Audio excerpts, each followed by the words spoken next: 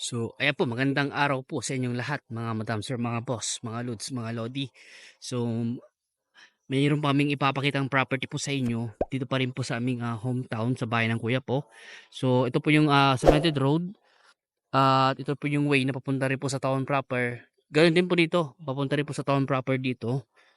Ayan, pwede rin po pumunta ng town proper dito, pwede rin po dito. Mas malayo nga lang po dito, pero sementado po yung daan. Unlike naman po dito na meron pong rough road na dadaanan po dyan. So siguro estimate ko na sa mga 15 kilometers po dito. Siguro dito mga nasa mga 10 to 12 kilometers po. And so ito po yung right of way. Ito po ay na registered po ito na right of way. Nakalagay din po ito sa lot plan ng property po na ito. So ano po ito? Mango Farm itong property na ito. Meron po itong sukat na 5,000 square meter na mango farm na meron po itong 26 po na puno ng mangga. Dati po nasa 30 plus. So nga lang po namatay po yung 5 ata. Dahil po sa noong time na wala pong ulan, doon po namatay yung mga mangga na iba. So ito na po yung property. 5,000 square meter. Boss, magkano yung presyo? 2.5. Tapos ang presyo po niya is 2.5. Sagot ni Salar si GT. 5%. Okay. Sagot po ni seller yung capital gain tax, porsyento ng ahente, at ganoon din daw po yung attorney's fee nung property po na ito. So ang sasagutin na lang po ni buyer kung sakasakali, transfer of title na po. At tapos pag-usapan niyo na lang po yung presyo. Yun nga po, transfer of title na lang po yung sasagutin niyo kung sakasakali po. And then yung ano po, yung professional fee pala nung maglalakad po nung pagka-transfer ng title po dito. So may CR na, may kubo, naka-fence na po yung buong property, may gate, power line, nag-install na lang dahil andyan din naman po yung poste ng kuryente. At andito rin po ng poste ng kuryente sa part na ito. Tapos, clean title po ito. No extrajudicial, buhay nakapangalan sa title, ready to transfer, at ano pa ito. So 2.5 po yung price, ito po yung kubo po niya. Kasalukuyan po kasi kami naglilinis po. Yan yung mga kasama ko, sila Boss Jason, Boss Ronald, at si Boss Chris. Wala nga lang po si Boss Alistair dahil meron pong operahan sa ngipin. So may poso na, source of water, malakas po yung tubig po niyan. At ito nga po yung kubo. Hindi lang po namin nalinisan yun. Ayan. Hapon na rin po kasi nasa 4 PM na po siguro. So, double deck po siya. Ayan. Madilim nga lang. Double deck po. At naka-modern na kubo po ito. Tapos yung kanyang bubong ay ayan po, yero. Ayan. Tapos naka-sliding window. At ito naman po yung kanyang CR. Papakita ko po sa inyo. Kaya kulang na lang bahay na naging ipatay nyo dito. Ito po yung kanyang CR. Maluwang. Ayan po. May flush. Shower na lang. Ang kulang. At ito po yung kanilang lababo. Ayan. Nakabakod po. Concrete post. Tapos hog wire. Tapos barbed wire na 3 patong. Ayan. At kasalukuyan po kami naglilinis. Nagpahinga lang po kami. At grabe. Masukal po kanina to. Pero tingnan nyo naman po. Malinis na. Kaya pag pinakita po namin sa inyo, at least malinis po. Ilang beses na rin po kasi itong napalinisan. So sa ngayon po kami lang pong 4 na naglinis. At para maipakita po namin sa inyo na maganda itong property na ito. So yung right of way, registered po yan, nakalagay sa plano. At yun nga po, may mga kapitbahay na po. Yan. So si Boss Ronald, pagod na pagod niya. Pagod ba? Kaya pa. Kaya pa. Kaya pa. Wala, pagod na sila. Okay, ito mga gamit po namin. So ganito po yung ginagawa po namin pag nakakabili po yung mga kliyente po namin. Kami rin po yung naglilinis. At merienda lang yung ano namin dito. Kasi mabait naman kasi yung may-ari po sa amin, kaya merienda lang na boss. Merienda gasolina lang yung ano namin tapos yung ano namin wala na, libre na po naming ginawa ito.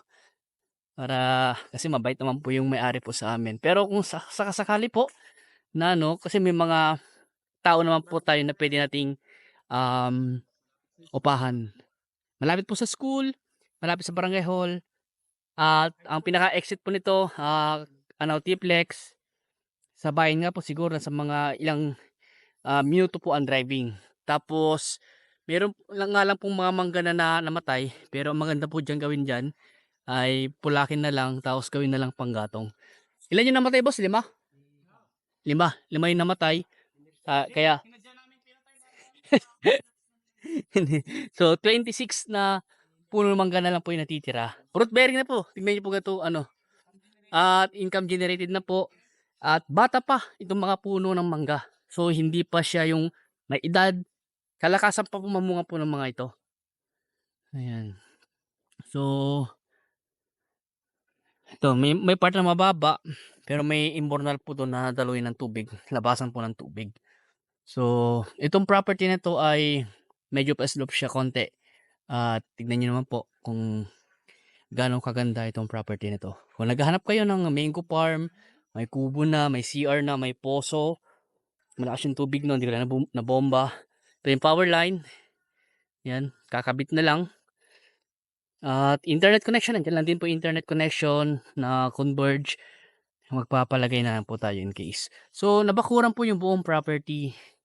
Ayan. Ang shape po ng property na to ay square po siya. Kaya maganda yung shape. At natatanaw mo yung buong property dahil kitang-kita yung bakod po.